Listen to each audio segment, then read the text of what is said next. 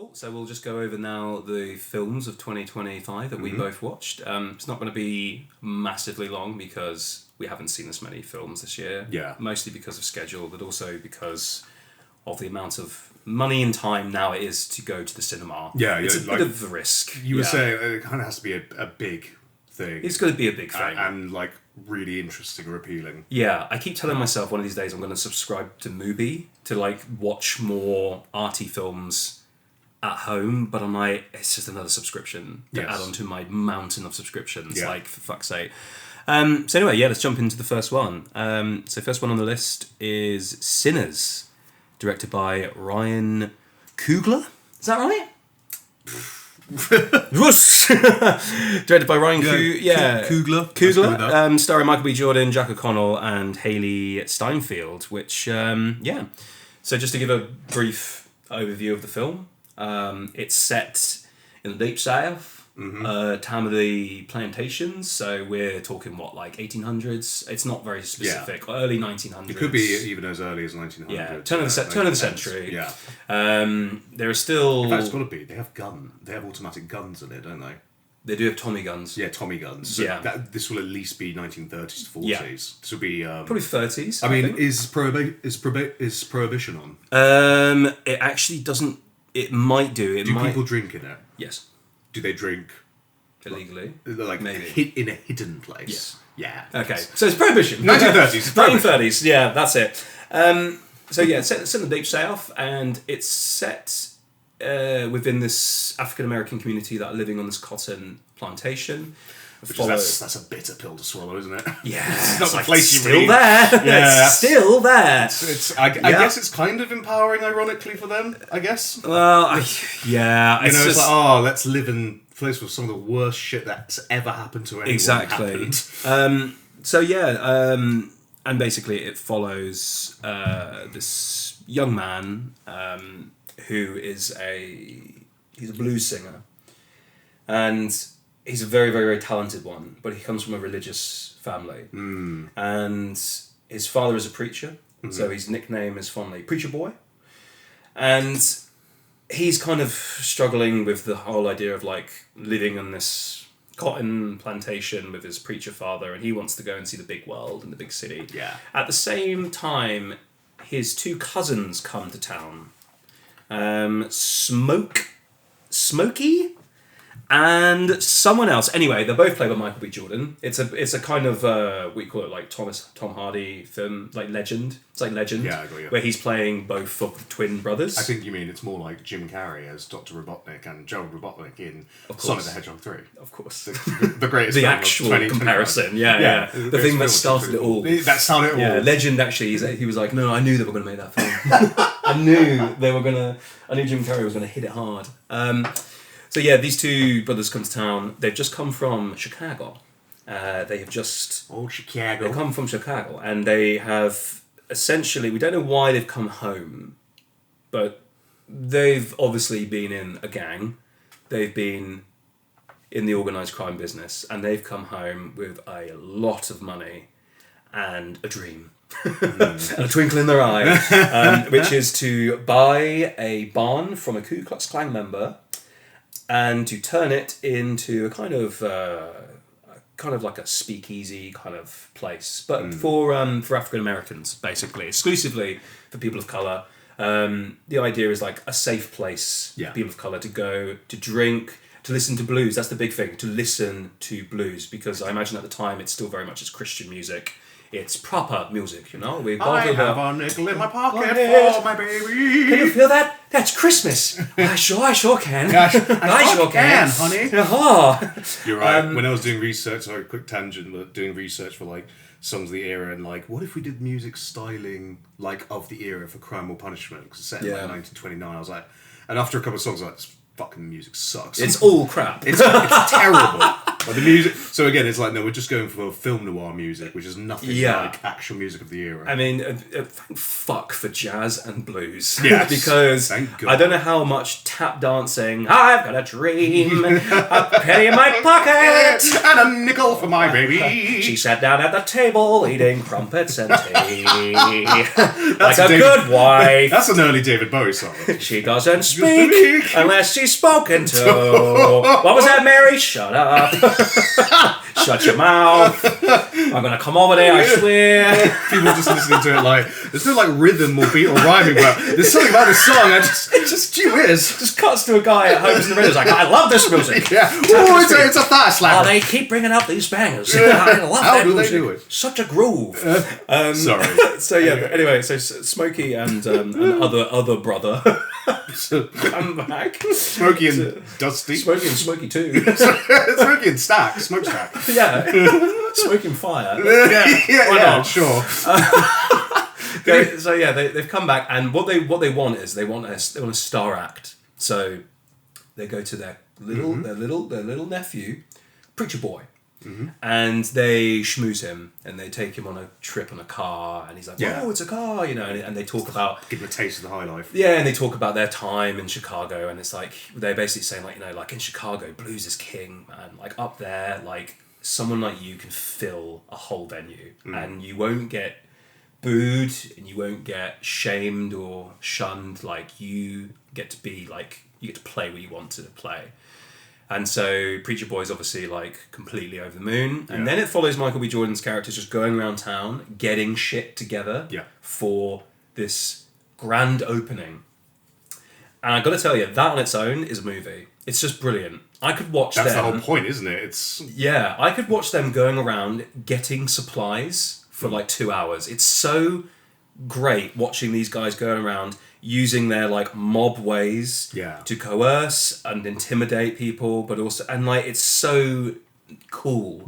Like they think of everything, like they want to get like the good alcohol, so they get Irish beer, which is super rare down south because everyone's just drinking corn liquor, and so they get beer and it's like, oh my god, cotton whiskey. Cotton whiskey and shoe gin. Deep south. Yeah. I bet Little glass of that shoe gin's like, fuck, that'll kill you. That will actually kill you. Yeah. So again, not going into too many spoilers, but I think we all know what the subplot of this is. Yeah, but we're doing spoilers. We'll do spoilers. Yes. But I won't go too much because you haven't seen it, and you should. I know what the twist is. So yeah, so basically, out of nowhere, these sort of like a little subplot happens where this guy is running away. He's getting chased by American Indians, and he goes to this house, and he's like, "You're gonna help me? They're gonna kill me." And she's like, "Oh yeah, come in." Whoa, whoopsie doodle, because there's vampires in this world, and it seems like the Native American Indians are the only fucking people, which is quite cool, who are like, "Yo, this is a problem." Yeah, guys, come on. Yeah. We're doing Wendigos and vampires up in these hills. It's like that joke in Rick and Morty where it's like, "Oh my god, there are vampires." It's like, "Oh yeah, cool." Like, we never knew. Of course we knew. For like all of human history, forever, we've talked about vampires. So these vampires suddenly grow in numbers, and they are led by this very, very charismatic man called Remick, who's played by Jack O'Connell. And the idea is he's this Irish vampire. He's come from Ireland, and he begins to kind of grow this traditional Irish band who want to go into the party and cause a little bit of mayhem. So they sort of turn up and they play beautiful Irish music. But Michael B. Jordan character's like, nah, white boy. Yeah, this isn't for you. But anyway, chaos ensues because movie has to happen. Yeah. Some of them get in, and then it's a complete shit show. And basically it turns into... Dusk Till Dawn. Dusk Till Dawn. Yeah. It turns in Dusk Till Dawn. Which is funny, it's also a vampire film as well. Yeah, exactly. Like, what if we just did Dusk Till Dawn again? In the deep south. And somehow still managed to trick people again. Yeah. Because no one knew what Sinners was about. No, they didn't. They all thought it was going to be about slavery. Slavery or like crime or something. A really good marketing campaign. Yeah, fantastic. Really good and it is so...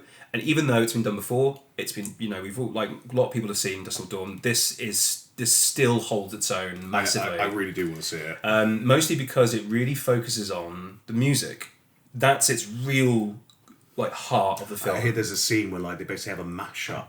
Yeah. Where like the two come together, the Irish and the blues. It's just incredible. There's a scene where this kid, I don't want to say it because you need to see it. Yeah, no. Okay. But there's these scenes where like music's being played and you're genuinely like getting goosebumps. Yeah. Like there's Which is just so cool. Like to have essentially it's like an ode to the love of blues music and Irish folk music. Exactly. But also make it a fucking action film. Yeah. Make it fun and exciting. Fucking sick. One of the big things I mean, this isn't spoiler, but one of the big like themes throughout is that persecution comes in all forms. Considering they're Irish. Exactly. Yeah. And the writer and director is a very big Irish music culture fan. He's a huge admirer of it.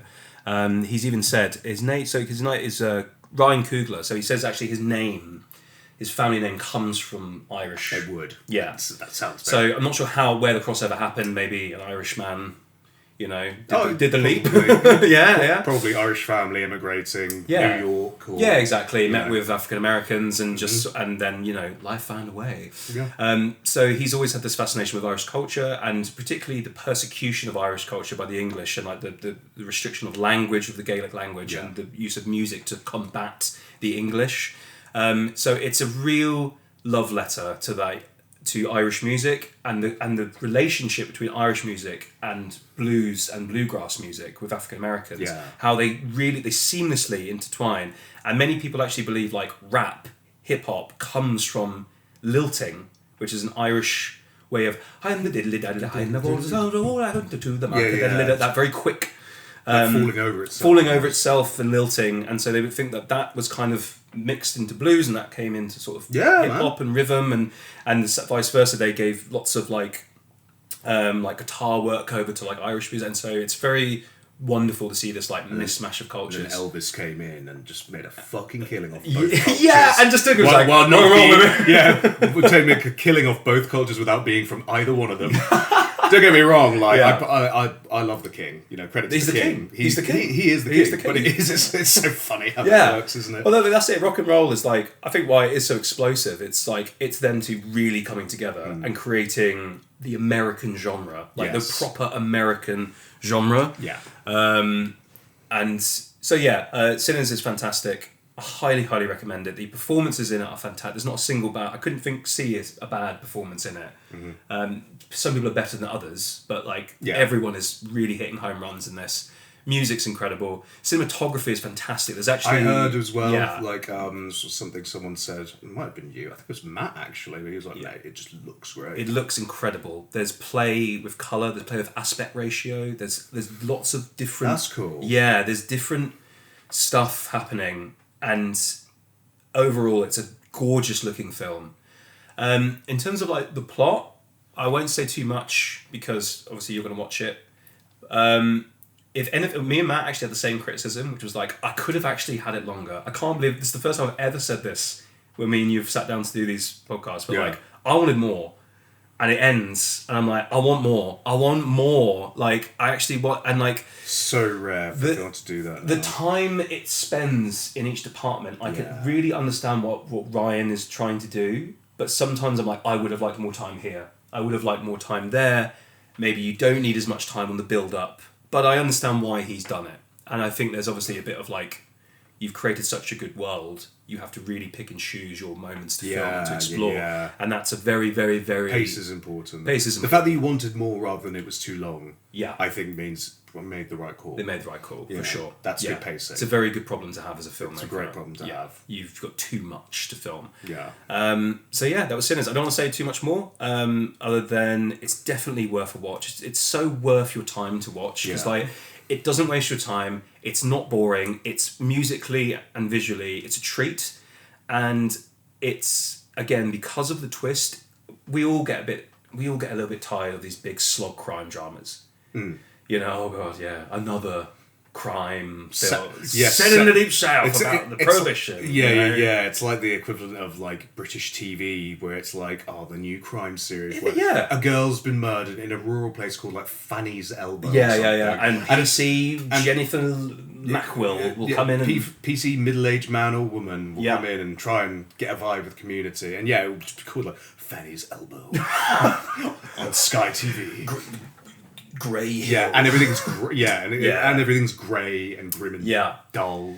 So so what an absolute treat that you're really only in that world for about 30 minutes before it goes into the supernatural element. But also, I just fucking loved it when it wasn't even supernatural. When they're getting beer. You know, they're picking up supplies. I'm like, I love this. Yeah. I just love watching them go around town. It could be a TV show. Could easily be a TV show. I'm glad it's a film. Thank God it's a film and not a fucking another TV show. With a whole episode dedicated to something that you just don't... Yeah, the Irish beer that he gets. Yeah. That'll be it. One whole episode. So yeah, highly recommend it. What would you give it? I would give it a 7.5.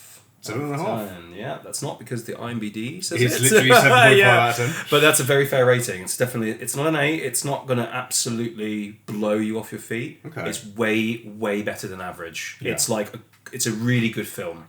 It's not like, I don't know, it's not incredible because its scope is not large enough for it to be incredible, but because its scope is quite focused, it is exactly, I think it's as high a rating you could give a film with that much scope. Yeah, just brilliant. Oh yeah, really, really well executed. Fuck it, I'll give it an 8 out of 10. I was thinking 7, but yeah. It's an excellent film. It's an excellent film. Yeah, I will be sure to check it out.